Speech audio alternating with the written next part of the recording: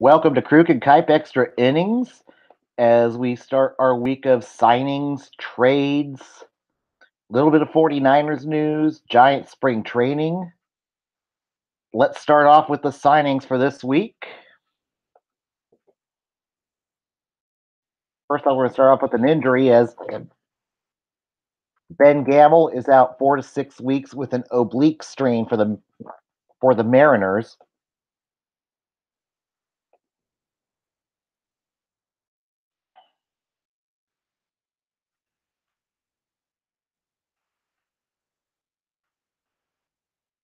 Braves acquire Ryan Schimpf from the Rays for a player to be named later. And Josh Ravin was placed on outright waivers and was sent to the minor league camp.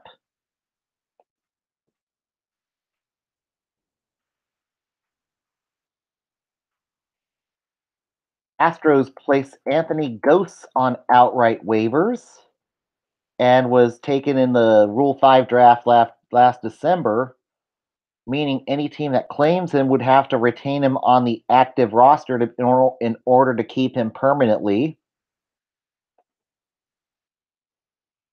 And if he does clear waivers, he will likely be offered back to the Rangers organization.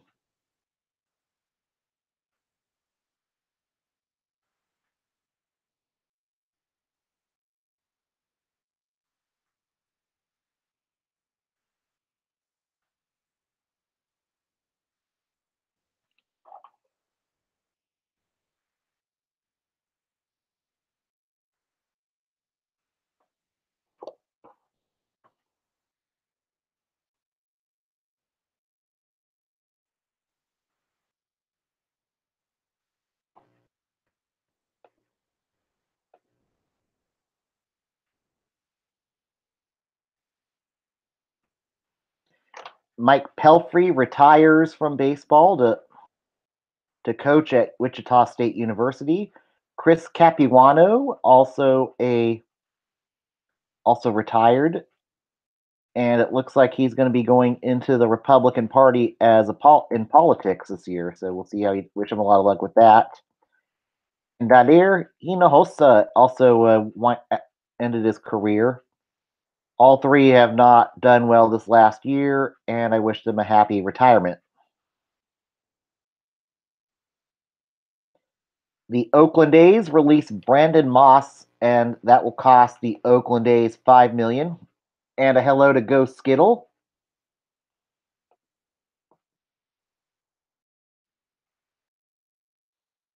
A room for Ryan Buchter, part of the Buchter trade, excuse me. Cardinals extend Paul DeJong to a 26 million to a 6-year extension with 26 million in guaranteed money.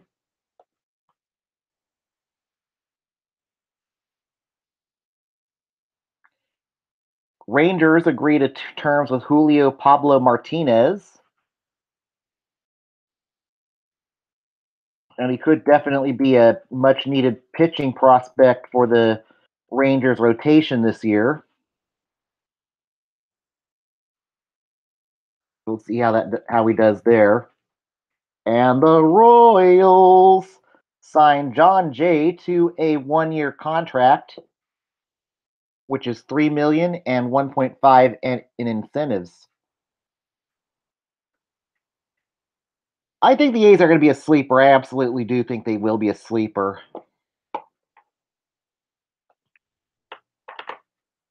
And as the corresponding move, they placed Jesse Hahn on the 60-day disabled list. That definitely helps their defense in the outfield.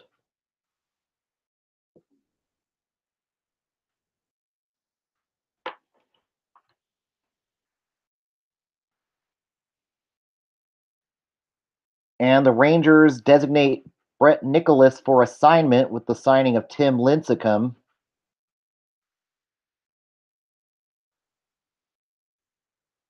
The Toronto Blue Jays signed Tyler Clifford to a minor league contract with an invite to MLB camp. And Clippard definitely struggled this last season, so he's looking to rebound after having a terrible season last year. So I wish him a lot of luck. And also, by the way, news-wise, I am going to be moving to a new channel as of March 29th on opening day. Kruk and Kuip Extra Innings will be on its own channel beginning March 29th. So subscribe to the new channel once that launches. And the Seattle Mariners bring back Ichiro Suzuki to a league minimum. And he will definitely be a stopgap option while Ben Gamel's out with an injury. So, welcome back to Seattle, Ichiro.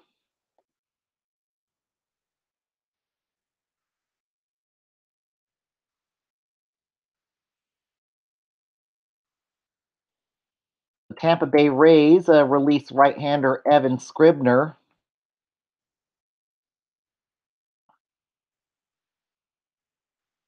But he was last 7 years he had a 4.15 ERA. But Scribner was limited by injuries the last two seasons, so I wish Scribner a lot of luck. I definitely think he will catch on with another MLB team.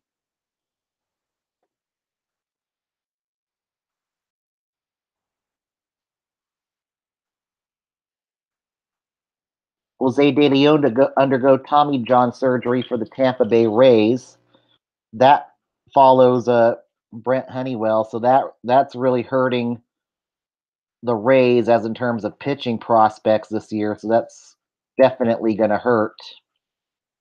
And Seattle's corresponding move for signing Ichiro will be they will designate Sean Armstrong for assignment.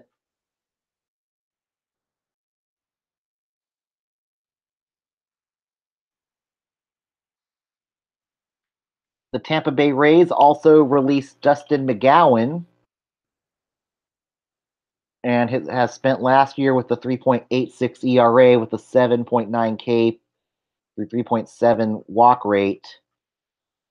And he was a good ground ball pitcher, but he's definitely I think he will probably look to latch on to elsewhere to get a roster spot. We'll see what happens, and of course there's injuries out there. And the Royals signed Ricky Nolasco to a minor league contract, who could probably emerge out of the Royals bullpen this year as a swingman, especially after the loss of Jesse Hahn. So Nolasco will probably look to vie for a spot in the rotation that features Danny Duffy, Ian Kennedy, Jason Hamill, Jake Junis, and Nate Carnes. But I certainly think he could probably end up more likely than not coming out of the bullpen as a swingman, as his velocity wasn't great last year with the LA Angels. No ghost, I do not play fantasy baseball. And the Detroit Tigers released Travis Wood after his ACL injury and surgery. And he's likely going to miss the next year, but he probably will come back as somewhere with a minor league contract in the 2019 season.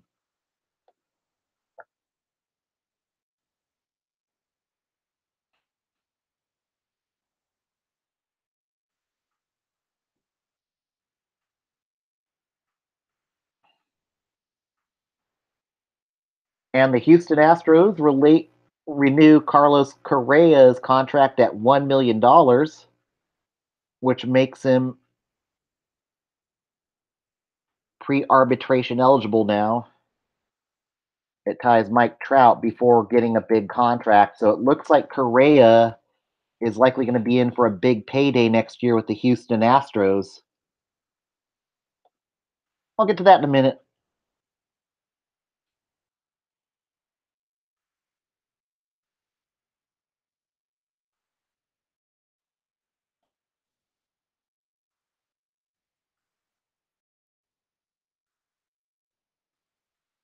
And Koji Uehara It heads back to Japan and will sign with the Nippon League Yomiuri Giants. And last year he struggled with the Chicago Cubs and was weighing retirement, but it looks like he has passion to go back and maybe give it one more go in Japan. We'll see if Uehara could do it, but I wish him a lot of luck in Japan. The Tigers agree to a minor league contract with Saltalamacchia, to Jared Saltalamacchia, excuse me.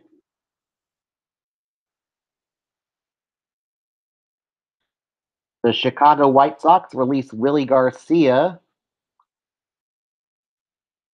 as he was claimed off of waivers last January and struggled with the White Sox this spring training.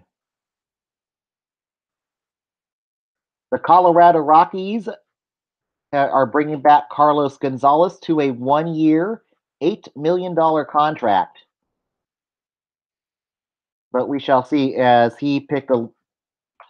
last year he only hit 262 and hit 14 home runs and is looking to improve from that outcome last year, and we'll see how he does for Colorado. He was good at home but bad on the road and is on the wrong side of 30. And it looks like he might platoon with Gerardo Parra in right field with Ian Desmond healthy and Ramiel Tapia and David Dahl.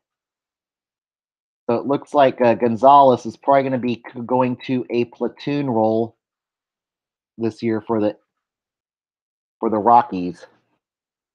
And Anthony Gose was returned to the Rangers as a Rule 5 draftee that did not make the roster.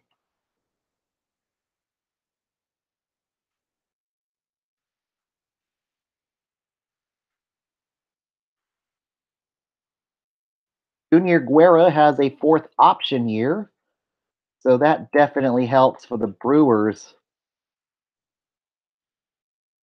as they look to probably sign or acquire a starter. So that definitely helps the Brewers, especially since they probably need to look at signing Alex Cobb before the season opens. All right, give me a second. We'll be right back.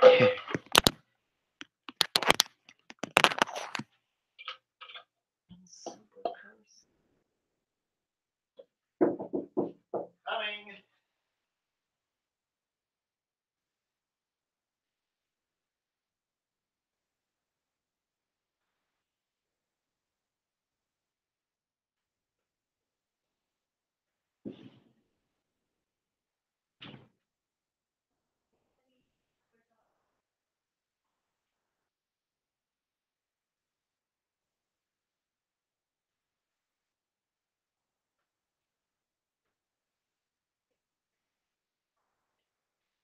They got dropped.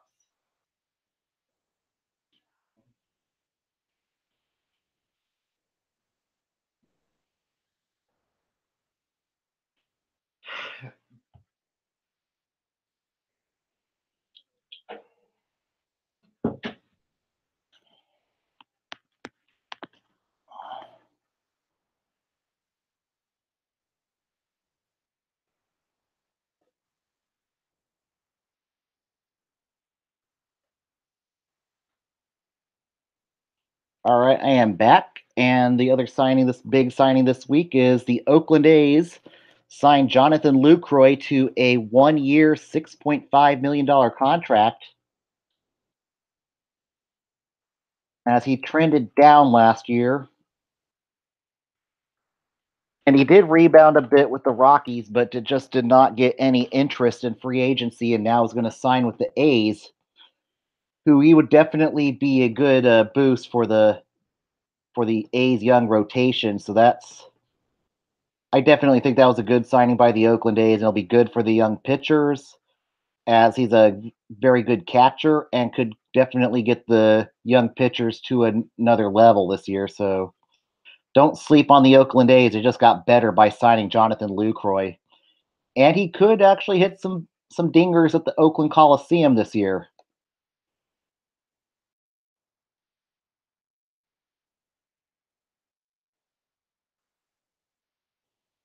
And the Royals bring back Mike Moustakas to a 1 year, $6.5 million contract. A very disappointing offseason for Luke for Moustakas. And as he was expecting more as he turned down a $17.4 million contract. And everybody thought he would get over 85 million in free agency, but that never came to materialize for Moustakas. Now he comes crawling back to Kansas City with a 1 year, $6.5 million contract and could be trade bait.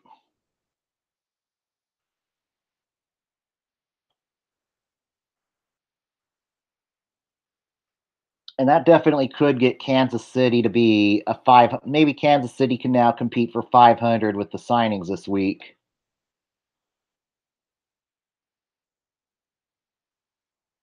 And the Seattle Mariners place Tony Zick on waivers for unconditional release.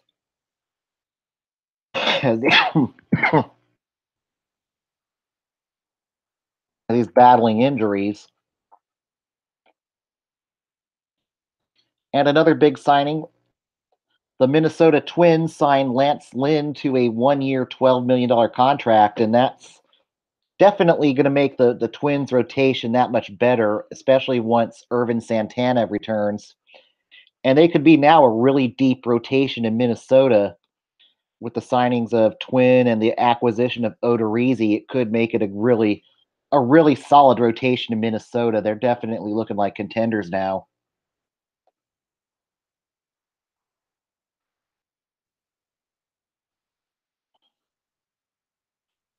Jorge Bonifacio suspended 80 games for testing positive for Boldenon, and his ban will open the roster space for Mike Moustakas.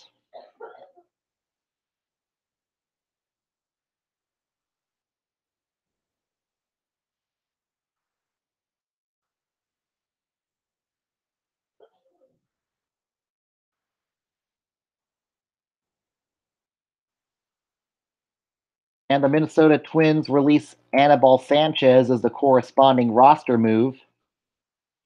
Yes, I think Sano is suspended.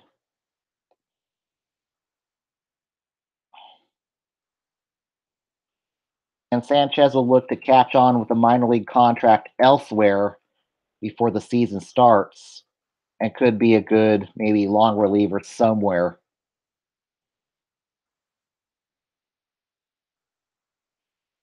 The Toronto Blue Jays release Ezekiel Carrera after he was designated for assignment as he clears space for Sang Hwang Oh.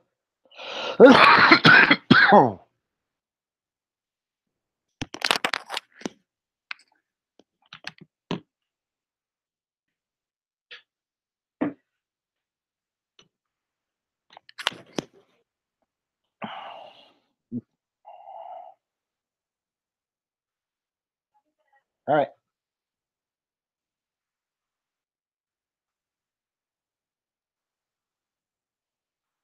And I think we are also getting to the biggest sign. Here we are. The biggest signing this week. The Phillies. The Phillies signed Jake Arrieta to a 3 year, $75 million contract,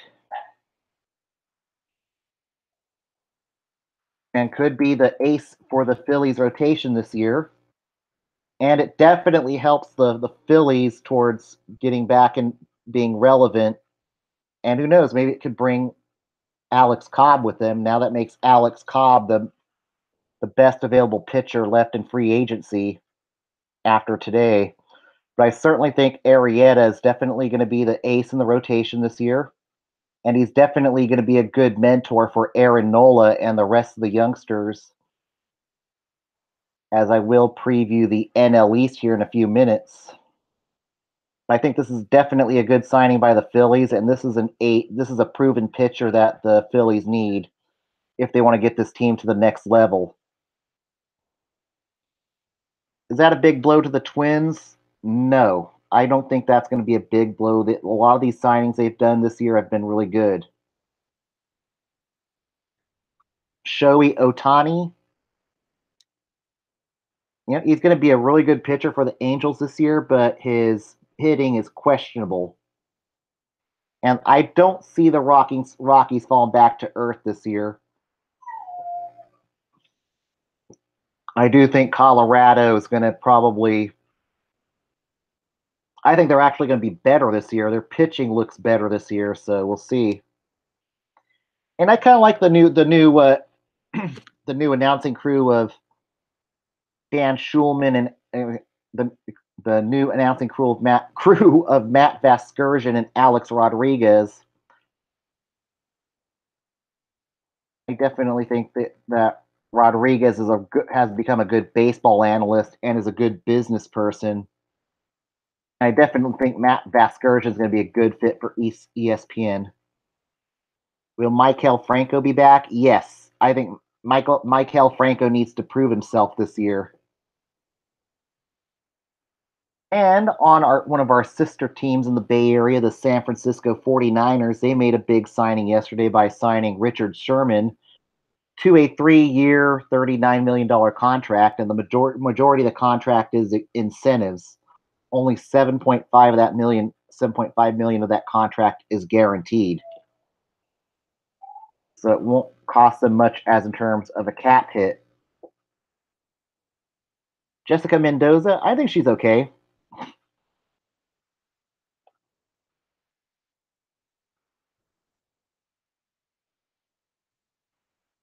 But yeah, I definitely like the signing of the night. I definitely do like the signing of Richard Sherman. It's not going to cost. It's mostly incentives, and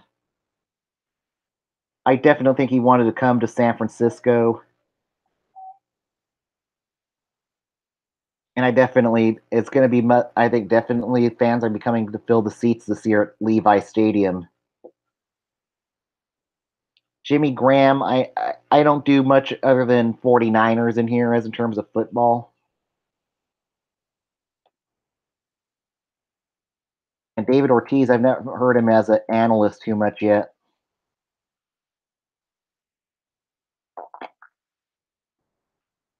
And now Giants players trending up, and now have been doing well this week and stuff. And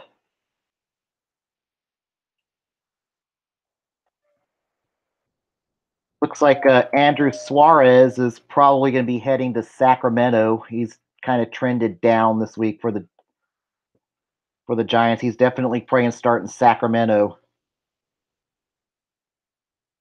And then Ty Block, he's definitely looking like he's going to probably get the last spot in the Giants starting rotation. He's done pretty well this week. Chase Darnold is a really good. Chase Darnold's doing pretty well and could compete with Kelby Tomlinson for one of the last roster spots for the Giants thus far. Trevor Brown, he's looking like he's going to be designated for assignment at this rate, with Hector Sanchez likely to win the 40-man roster spot over Trevor Brown. As Trevor Brown's woes from last year are carrying over thus far.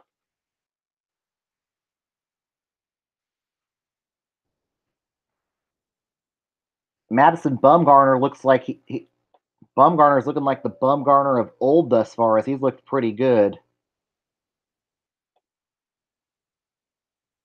Mark Melanson's not 100%, but he's looked okay. Chris Stratton's done pretty well in spring training. He's definitely looking like he's figured out the stuff to be an MLB pitcher.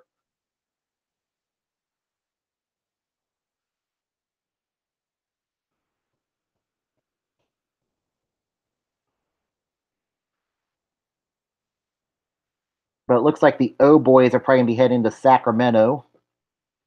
Maybe Osich or Okert, one of them gets DFA'd before. Cueto expectations for this year. I think he's going to be okay if he stays healthy. I certainly think he could be trade bait, especially if the Giants have another bad year. We'll see what happens, but I think Cueto is definitely a. I think he'll be fine. He'll be a good number 2 pitcher, but I think he'll be better than the blisters he had last year.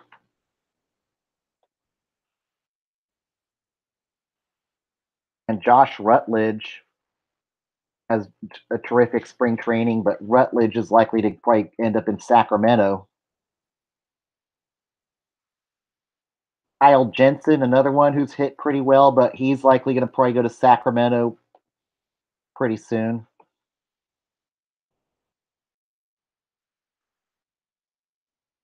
And Nick Hundley's done pretty well, so he.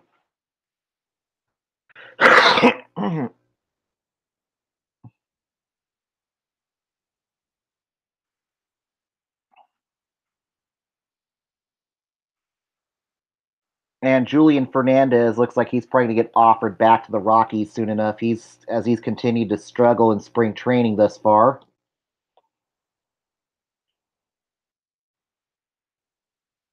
Tyler Beatty, another guy who needs more seasoning in AAA, and hopefully he can stay healthy this year, as the Giants could call on him sooner than later, depending on what happens with injuries and whatnot.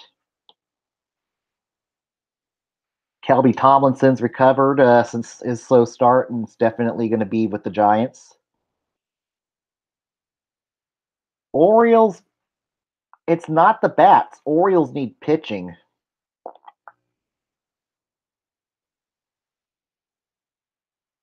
And Mac Williamson had a really good game today. Williamson hit one. He hit it high. He hits it deep. It is out of here. And he's definitely hitting a lot more jacks this year. And if he can keep that up in Sacramento, I definitely could see him up with the Giants sooner than later. And also, we had a good game from Hunter Pence today as he hit one high. He hit one deep. It was out of here for a grand slam. And it was a good one today. This is what Hunter Pence needed to get his confidence up, and hopefully it could give Pence a boost for the next few weeks. And Steven Duggar got out of the hole today, and probably Duggar is going to start the season in Sacramento to season. But I don't expect a Duggar to stay too long with. So we'll see what happens with Chris Davis. He'll be fine. But I certainly think that's going to be a good one today there. And now it is on to the best part of the show, and that's the Giants' spring training roundup. And now to the best part of the show, the NL East preview. We're going to start, of course, what we've done with the last four. I'm going to start from the worst to first. My fifth place team this year is going to be the Miami Marlins. The Marlins' goal this year is to avoid losing 100 games. I certainly think they're going to be close to losing 100 games this year. I think Dan Straley's probably be gone by the middle of the year. I think JT Realmuto is going to be gone by the middle of the year. And it totally wouldn't even surprise me if Don Mattingly's fired after this year in Miami. I think the Marlins are going to be the worst team in baseball. Derek Jeter's going to pay for his sins for getting rid of Stanton. And this team was close to being a contender until Jeter bought this team and fucked it all up. And now he's going to pay for his sins this year. Agreed, Ghost. Jeter does not know what he's doing, and he's going to pay for his sins with a 100-loss team, and he's likely going to scapegoat Don Mattingly as they continue the fire sale in Miami. They are probably going to be the worst team in baseball this year. My fourth place team, this one's going to be a toss-up now. I still think it's going to be the Phillies as of right now. They did just get Arrieta, and they do have Santana. but they don't have much in the way of outfield yet. And I think Philadelphia is still a year away from being good, but I definitely think they're going to win 70 or more games this year in Philly. And there will be some improvement with the Phillies this year. They definitely, I think Nola is going to be better this year. If Vince Velasquez can stay healthy, he definitely could be a good starter for the Phillies. But if but if they do, but I do think they will win 70 to 75 games in Philadelphia this year. They're still a year away from contending, but they're definitely going to have the money to go out and get a Bryce Harper next year, and things are looking bright in Philly this year. And Franco, that's the other one. Michael Franco needs to prove it this year. Franco did not have a good year last year, and Philly really wants Michael, and hopefully now Carlos Santana can get Franco some protection in the lineup this year. But I think Philadelphia, they're definitely on the up and up this year. My third place team, the Atlanta Braves. This is another good young and upcoming team this year. I think they could win 75 to 80 games this year. Julio Teheran definitely wants to rebound from last year's clunker. The concern with Teheran is his declining velocity, so we'll see what happens with that. The You got Freddie Freeman, he's pretty good. You got other bats that are developing. They've got a good young closer. And you got Fultonevitz, I think, who's going to probably have a good year this year, good second year for the Braves. And then you got Josh McCarthy, who's hello Von Hook. McCarthy's probably going to be could maybe fill the back end of the Braves rotation. I think we'll see. Freddie Freeman's wasted potential. This is going to get interesting. But I think I think they're going to be third. But I think they could be fending off Philly for third place this year. But we'll see how good we will see how good the Braves are this year. But I think third place. My second place team, and I think they're definitely going to bounce back from a clunker last year, is the New York Mets. What could go wrong did go wrong for the Mets. Oh, well, R.A. Dickey's gone from the Braves, and so Matt Kemp was traded to the Dodgers.